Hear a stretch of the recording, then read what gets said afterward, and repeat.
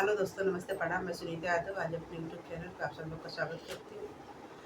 और आज आप सब लोग के बीच में हम लोग गणेश जी का भजन लेके आ रहे हैं। आप लोग को कैसा लगे बताते जरूर होता, लाइक सब्सक्राइब शेयर जरूर करना और अपना प्यारा शेयर जरूर देना। आप लोग को कैसा लगा गणेश जी का भजन?